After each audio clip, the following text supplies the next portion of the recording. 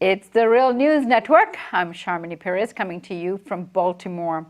After sweeping victories in the primaries in Pennsylvania, Maryland, Delaware, Rhode Island, and Connecticut, Republican presidential candidate Donald Trump spoke on foreign policy in Washington, D.C. on Wednesday. The speech touched on a range of issues, including Israel, the Iranian nuclear deal, and engagement with China. Joining us now to discuss the speech is Phyllis Bennis. She is a fellow and director of the new Internationalism project at the Institute for Policy Studies in Washington, D.C.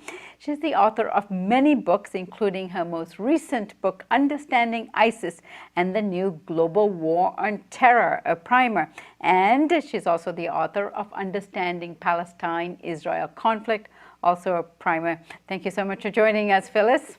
Always good to be with you, Sharmini. So, Phyllis, first give us a general thrust of his speech and approach to foreign policy. Well, it was actually very interesting hearing Donald Trump's address on foreign policy. He had very much a kind of America First theme, but with a very strong overlay of isolationism. He included, interestingly, one of his goals being to strengthen and promote Western civilization, not universal values, very explicitly. So that was a rather shocking, if not surprising, addition.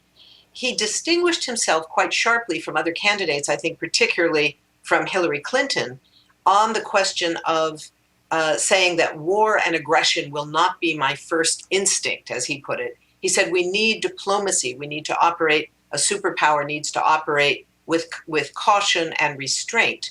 And he repeated his opposition to the Iraq war and said that that was a major problem that had actually helped Iran. So in all of those ways, he was pulling back from the notion of regime change being a primary goal of what his administration would look like. But having said that, I should say that he was much clearer on the problems of current foreign policy. He identified 5 major problems, and saying what the broad goals would be that he would have, also 5, but very little on how he would accomplish any of that. So it was very much these guys are doing it all wrong. I would hold America first, but I'm not going to tell you how I would do it. He said, we will once again be strong. We will once again be loved. We will once again be a strong and reliable ally. How would we do this? That's not at all so clear. Phyllis, so Trump spoke about Palestine and Israel, and it was a bit of a departure from his past narrative. Let's have a look.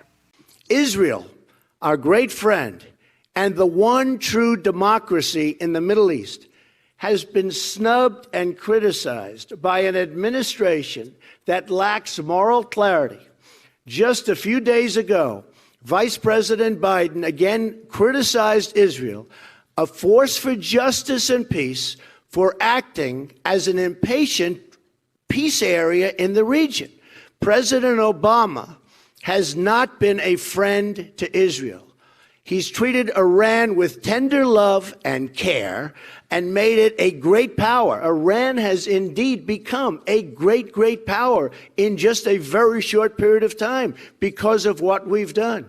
All of the expense, and all at the expense of Israel, our allies in the region, and very importantly, the United States itself. Phyllis, Trump's comments in the past have indicated that he would not take sides on the Israel-Palestine issue, for example.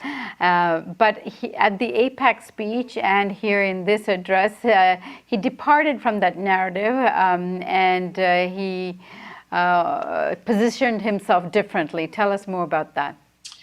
Well, in the speech here, he was very clear that Israel is one of our most important allies. It's one of our longest allies. It's the only democracy in the Middle East. He went through all the tropes about why Israel is the only important player in the region. And he essentially claimed that President Obama has thrown Israel under the bus. He talked about how the U.S. Has not helped Israel, has not treated Israel well. And on the other hand, it has treated Iran with kid gloves. He said with loving kindness.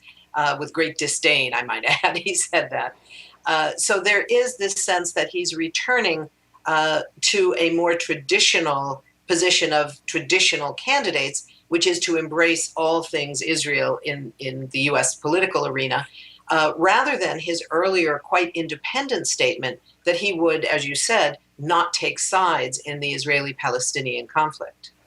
And also another big issue was ISIS. Let's have a look at what he said. And then there's ISIS. I have a simple message for them. Their days are numbered. I won't tell them where, and I won't tell them how. We must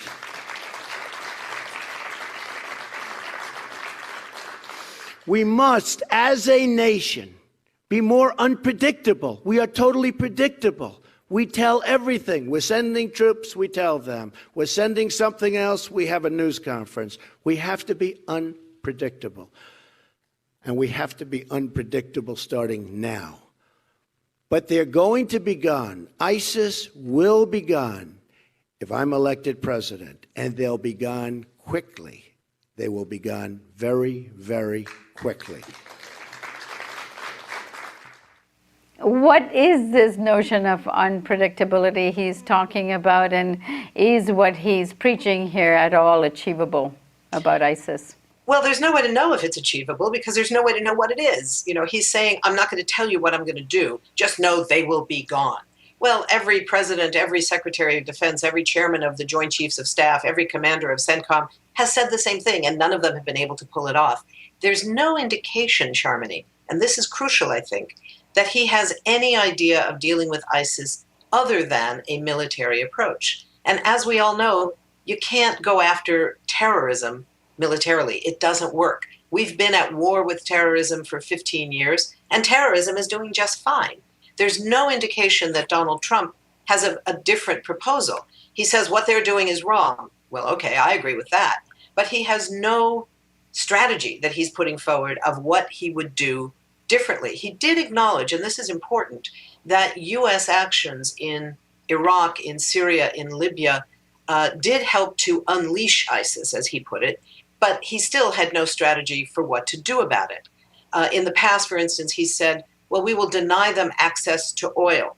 But then in this same speech, which was supposed to be his definitive speech, he talks about how ISIS now controls or is getting millions of dollars from oil in Libya. Well, ISIS is not getting any money from Libyan oil because it doesn't have any Libyan oil. It has money that it's getting from Syrian oil. But if he doesn't know the difference between Syria and Libya, we're all in serious trouble. So, Phyllis, Trump's speech was flagrantly absent of substance and content and specificities. Given all of that, are you concerned about the general thrust of what he's saying? I'm very concerned about it. I think there's a different kind of concern with a candidate who makes a commitment ahead of time to her or his administration focusing on war, as some other candidates have done. Hillary Clinton, for instance, has staked out a war presidency as her goal.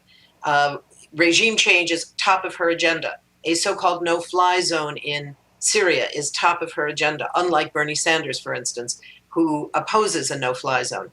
In the case of Trump, we didn't hear him say we want a no-fly zone anywhere. We didn't hear any actual strategy. And in fact, some of his rhetoric, as I indicated earlier, is rather isolationist, saying I will not be the first to use military force as my first choice, but without providing any sense that he has an alternative strategy.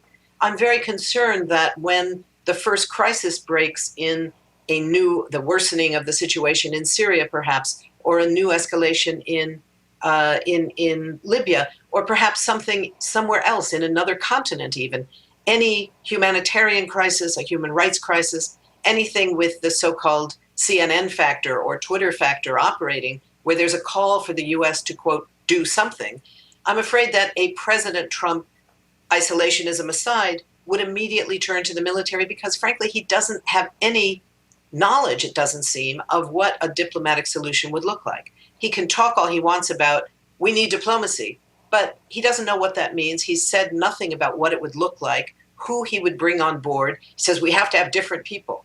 Well, I kind of agree with that people who are in the White House and the State Department now have a lot of failures under their belt. But without knowing who he would bring on board to recommend decisions for a presidency under Trump, I think this is very, very dangerous. This kind of vague, ISIS will be gone, but I'm not going to tell you how. It reeks of the Nixon era. We're going to end the war in Vietnam. We have a secret plan to end the war. Well, the secret plan turned out to be escalation. Do we know that that's not Trump's secret plan as well? We simply don't know. Phyllis Bennis, I thank you so much for joining us. As always, on point, just steps away from where Trump just spoke. Thanks for joining us. Thank you. And thank you for joining us on the Real News Network.